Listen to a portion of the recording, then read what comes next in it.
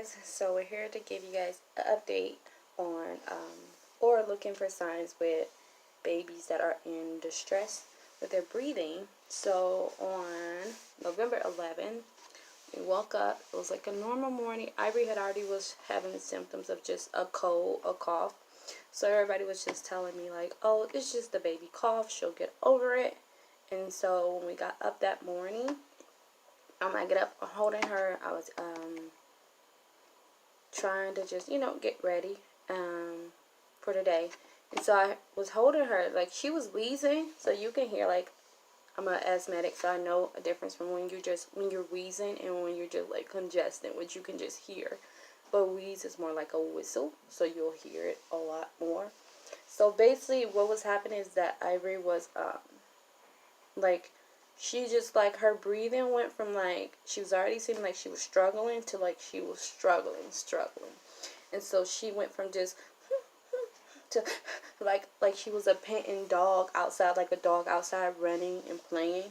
So, I laid her down, and, I looked up, like, when to go to the hospital, like, when to, because everybody's just telling you it's a cold, the baby will get over it. So I looked up, like, when to take a baby to the hospital if they're in distress, or having breathing difficulties. And it said, like, when you lay the baby down, now if the baby is using, normally a baby uses their nose to breathe, but if their stomach is, like, sucking in, and you can see, or if you can also see a bee, like, in their neck, like if their neck is going so bad, they're having a hard time breathing, and that is, especially infants, that's, it's time to take them to the ER. So I called Sean. He wasn't picking up his phone. He had left the house early, so I thought maybe he went to the gym, but he actually picked up a shift and he went to work. And so he wasn't picking up, so I was getting ready to call 911. But we literally stay up the street from the hospital, so it didn't matter. Like, we would get there if we drove or called the ambulance, because it's literally 6 minutes up the street. So, I'm brushing and getting dressed, grabbing everything, as, like, at the time, like, I knew, like, something was up. I knew we was not going to make it across town to take her to a doctor's appointment. So I laid her down. I called my mom. I had my mom, because my mom raised 4 of us that all had asthma or breathing problems, and I was one of them. So I laid her down. She was naked, and I had my mom look at her. And I said, Mom, should I take her to the hospital? Or do I just give her breathing treatment? And my mom said, no, she's working too hard to breathe. You need to take her to the hospital. So Sean picks up, and I said, get here now. We need to take Ivory to the hospital. She is having a very hard time breathing. So he was here within like 2 minutes, because he right across the street. And so he got here, and so we just rushed out the door. He picked her up. He grabbed her. I grabbed the diaper bag and everything, and we just left. And so we get there, like, them just looking at, so we register. The lady seen that I was struggling with her when we walk in, so she just filled out normally they give you the paperwork to fill out, and she just asked me all the questions, and she just filled it out for me, because as I was trying to, like, comfort Ivory, and she was already struggling. So we just went right back to the back. And so before they even took her vitals, they were just like, she's working too hard. She's really struggling. So we just went from there to the back.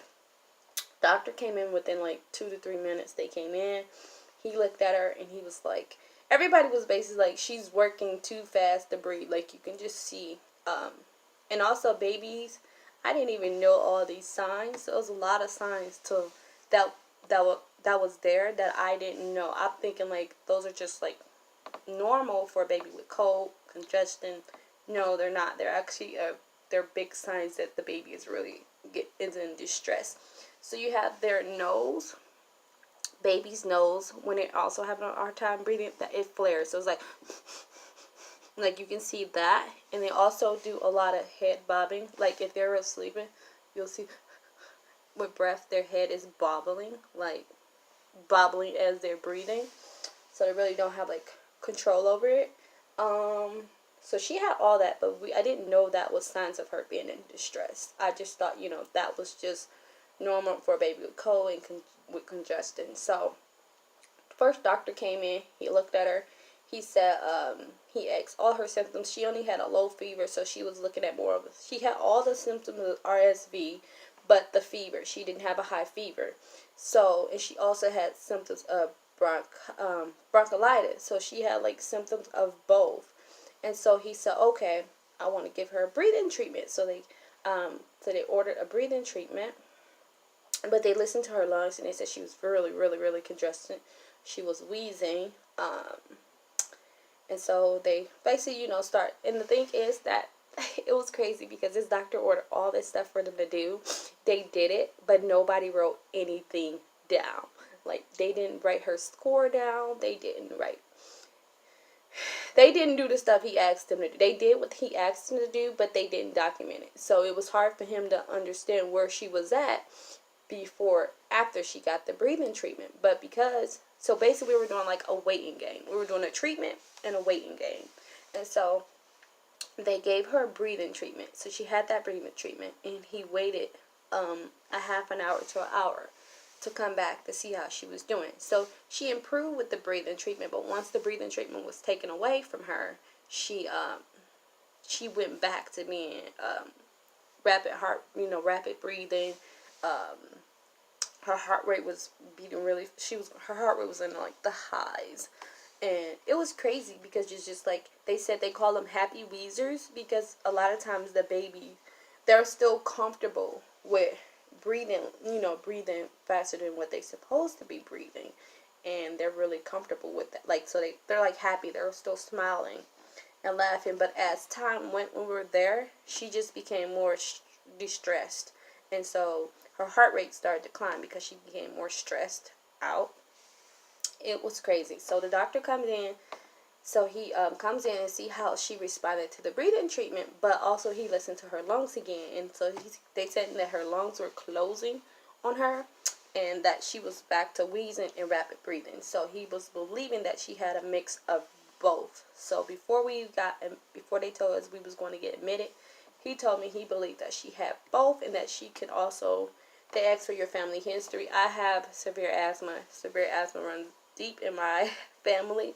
And the eczema, she broke out 3 days before she showed signs that she was sick, that her eczema, it was spread to her face. It was just everywhere. And normally she just had patches on her leg, but it was up her arms, it was on her chest, it was all on her stomach and her bed. It was just everywhere. And so he was like, I also believe that she's early asthmatic, but they don't diagnose babies with asthma until they're 1. So, but because he said a lot of times babies with RSV really don't respond to breathing treatments or that type of side of it. So that's why he believes she had both. And they also gave her steroids. So she got 2 steroids. So they gave her a steroid by mouth before they even introduced the IV. Now, she was not dehydrated, but because she could not nurse, she was having a hard time breathing, so she could not eat. And then she did not want to eat because it was, imagine trying to eat and you're clogged, everything is clogged up, you can't. So she also became dehydrated because she wouldn't eat and she couldn't eat at the time. So that was crazy. So we went in a little bit before 11 o'clock, so I would say 10:40 we got to the hospital. And so the one doctor, after we got the first breathing treatment, another doctor come in and she was like, oh well, she seemed to be fine, doing better now, we're going to go ahead and discharge you and send you home. And I was like, what? Because we had just seen the first doctor, and he said he wasn't ready to send her home because his theory was, his theory was correct. His theory was that because she was on day 3, this only gets worse. And so that's why we started seeing it. He was thinking that we came in with her that day instead of waiting a day or 2 because she could have probably got worse or probably stopped breathing in her sleep. So he was very grateful that we came in that day. And this lady wanted to send us home. And so I was just going to ask, are y'all on the same page? Because he seemed to have a different agenda than her. And so he was thinking about the future, like what can happen within the next few hours. When he started asking me how far we stay from the hospital, how fast does it take us to get here? Do we have this? Do we have that? Because his thing was, if we leave home, if we was to leave the hospital and she was to go back and just distress or stop breathing, that they wanted us to get her back there as fast as we could. But his theory was that normally, because he believed she had both, is that she would deset, like she would get a treatment to help her. It would help her, but within an hour or 2 or 3, she would be back. Like she would be back to tachycardic and all that. And his theory was right. I think with her first treatment, within an hour, 30 minutes to an hour, we were back at square one. She was back up to everything. Also, her heart rate was climbing. It was she was already in the 200s, and it just got crazy because her heart rate got up to 224, and it was crazy. And her breathing was, when we went in, her breathing was between 40 to 60 a minute. Like, that's how many breaths she was taking in a minute. Now, it's normal for the baby's normal rate of breathing is, for her age, is 20 to 30s, and she was up there. And so once they seen that, they started hooking her up. They hooked her up to, they got like EKG, ECG, they got everything because they wanted to have an accurate how many breaths she was taking a minute. So that not only did they use the machines, they relied on their like hearing it for themselves, like using their stethoscope to hear that what she had. And so when he came back in, because she was back in distress and everything, is that they gave her he ordered another breathing treatment, but he ordered it for 30 minutes, so she couldn't just have like the short one. They put like 6 things in there, and they also put an additional steroid. So we had to get her to take that. And so that was hard because Ivory she didn't know. She was scared, and she just was fighting. She was trying to fight everybody off. All these people touching me, people, pricking me, doing this. And so she became, tachycardic. That means, because, epidural already raises your heart rate. So, but when you have a baby that's crying, just screaming, she doesn't know how to calm herself. Her heart rate was just climbing. So they all had to come rushing in because it was just all the machines, everything was just going crazy because she was stressed, and she didn't, she don't know what's going on. She just wants. After that, after she cried for 15 to 20 minutes, she just screamed and cried. It's like you're holding the baby down to force her to have something that she doesn't understand. Breathing treatments are scary because they're very loud. So they're very scary.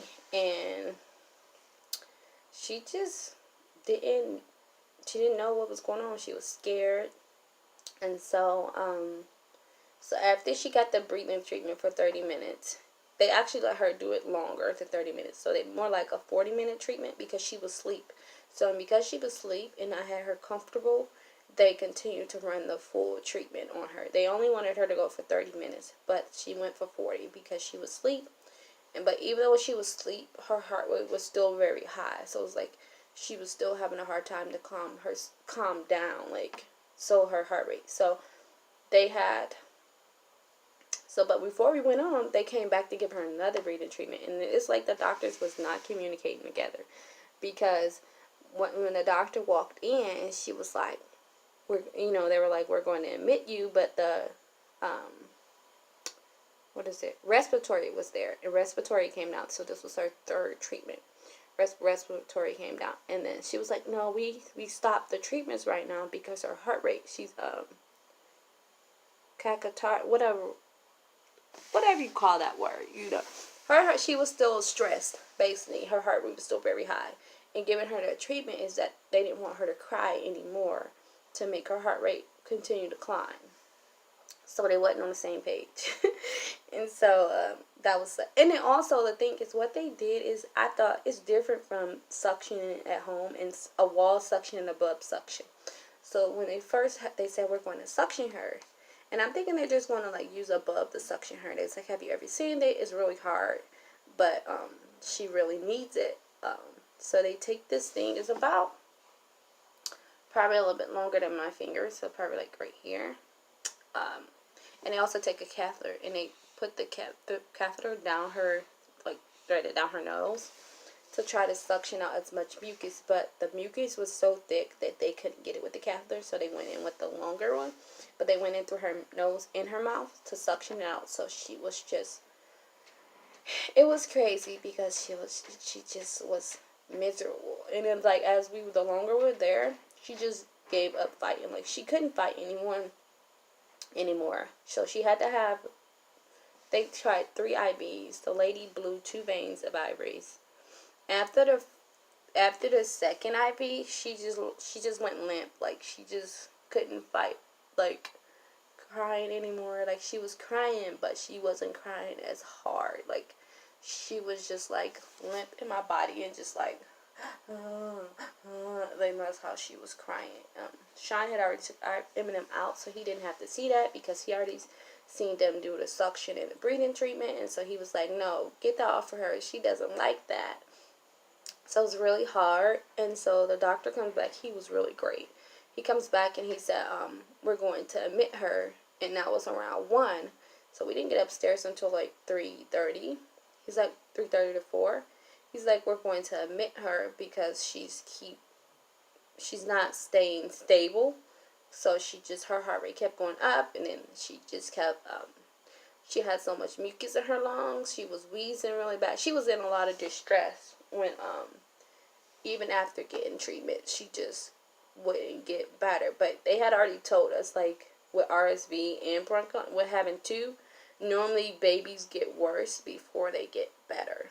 And so we get admitted, though as soon as we get, it's just crazy because you don't think, that's basically like, I felt like I was at giving birth again, like when something went wrong at the hospital and everyone came in the room. So she had like a team of 6 or 7 doctors.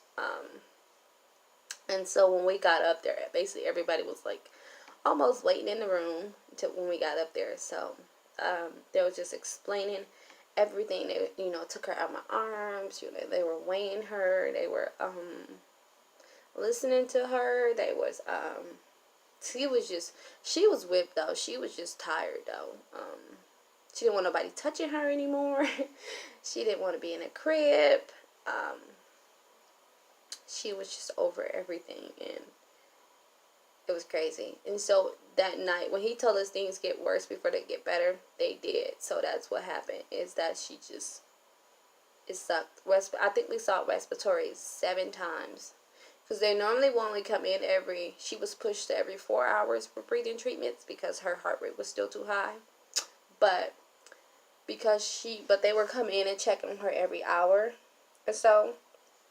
Like once she finished, she also had to get, because she had to get the IV. Before we made it up to being admitted, they had to get an IV in her arm because she had no wet diapers at all, other than the night diaper that I changed her when she woke up at 8 o'clock. And she had no wet diapers or nothing since we had been at the hospital. And it was already after 3. And she didn't use the bathroom. She wasn't eating. She wasn't nursing. Like, she was on my boot, but she was just using me as a pacifier. Like, she wasn't physically eating. And so she really needed that IV because they really needed to get fluids in her body before she became too dehydrated. So that sucked. But the lady finally came down and got an IV in her. Her arms were her hands were a little chunky. And then the other lady's like, she had really small veins. So they tried her feet, and they didn't get in her feet. They didn't get in her hand. And another lady came down to get it in her hand. She finally got one in. It was really hard because you know, a lot of times we are always told that it's a cold or someone always giving you advice, but a lot of times things can be different. And I thank God that I took her in. I paid more attention to her and not just thinking, oh, she got a cold, she'll get over it, because she didn't just have a cold. She had more than a cold, and thank God we paid signs, paid attention and just took her. And so we wound up having to stay 2 nights because she was still stomach breathing, and she started to, I didn't even know grunting was, I didn't understand. So a lot of the time when they were telling me stuff, later on once I got settled. I looked it up. Like, what does this mean? What is this? Because you got so much you can't take in because they're telling you why they're doing this, why they're doing that. This is what she's having. This is what's going on with her. And this, we're going to give her this. We're going to give her that. We're going to do this. Respiratory is going to come. So you're just all everywhere. Like, you don't even freaking understand half of the stuff. Like, even though they're explaining it to you, but it's so much to take in because you're trying to understand, take in what they just told you 2 hours ago, and now you're trying to understand what they're telling you now, and it was a lot. And so it was just crazy. So we saw respiratory a lot, like, to the point that when a respiratory walked in the door, Ivory instantly started screaming, crying. Like, she knew this. Like, we had the same lady that we got downstairs. We only had one other guy when we got down there, and that was the guy that came down there the last time to do respiratory. But other than that, we had the same respiratory lady come in. And so every time, so she was grunting. She started to grunt. I didn't know that was the thing. I thought that was just her making noise. Nope. So that was a sign. If her nurses, so when her nurses heard her start grunting, I was just thinking a noise, they call respiratory. If her nurses noticed that her head was bobbing and her nose was flaring more, they call respiratory. So each time respiratory, basically the respiratory confirmed what the nurse suspected. So it was kind of like that. So her nurse was often in there, and so every time he heard something or she was doing something that she wasn't doing, respiratory or her doctors was called. And so the second day, they didn't feel comfortable of sending her home because they said we'll probably go home in the morning, but they were monitoring her. But because she, and with RSV, their score's supposed to go down, and overnight her scores went up by 2. And so the thing is to get them to 1, not climb to 10. But sometimes kids do climb because the stage of where they at with respiratory and RSV. And so it was kind of crazy because he was like, it's another night. Mama not going to get any sleep. And I was to the point, you can't hold her. And she wants to be comforted because she's not in a place that she knows. Ivory had never been sick, guys. Never. And the first time she gets sick, we wind up in the ER. We wind up being admitted to the hospital. And so it was crazy because it was a whole nother night of them. The thing, she didn't need oxygen. But they also explained that infants with RSV and bronchitis, you're not going to see a perfect oxygen level with them. You're not going to see that. It's not typical to see that. It's typical to see them not at 100%. But she didn't need oxygen. She just needed a lot of suction and breathing treatments. And so suction was really hard on her because it's like you're being held down and somebody's just sucking everything out your nose or your mouth and all like that. And so we couldn't get her to eat either. So our goals to go home was she had to not require wall suction. She had to not require oxygen. She had to eat and she had to pee. She had to go to the bathroom. So they weighed her diapers every time she was using it. And so they was just like, can you give her more liquid? So also it made me forced to formula feed her, which I'm okay. I would rather try to get as much as I can get in her because I know she fully can't nurse because she can't give herself that full latch that requires her to work to eat. And then she's exhausted. So let me tell you that. She was very exhausted. Imagine a baby that's used to sleeping 6 times and she can't because she's been woken up. But she's waking up right now. But so that was what a lot of time is just looking for signs compared to a cold and compared to RSV or when your baby in distress. A lot of times you'll see them breathing. Ivory is very chunky, guys. So to see my baby ribs was like told me something was really wrong. Because you don't see her ribs. She's a good chunky baby.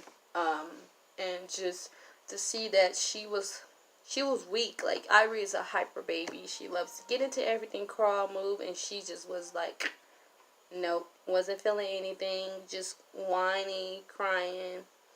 She just wasn't happy. And so they kept us for 2 days, and that was observations and treatment. And then the next day she required less, and if we could use the bub suction to clean out her, then we were able to go home. So they had weaned her, and then she also had to not require breathing treatments.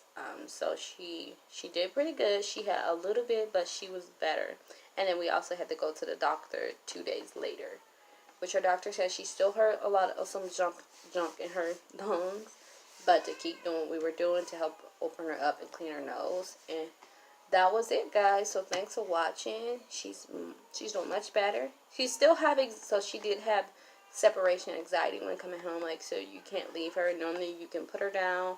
She's happy. She does not like that now. She will not sleep in her crib, but we're trying to wean her back into it because the crib now equals somebody, you know, it equals so much fear in the hospital and holding her down, pricking her, and doing all that stuff. So hopefully someone can give me some tips on helping her back out of that, her little anxiety. But thanks, guys, for watching. I'm going to go check her, and thanks for watching. Bye.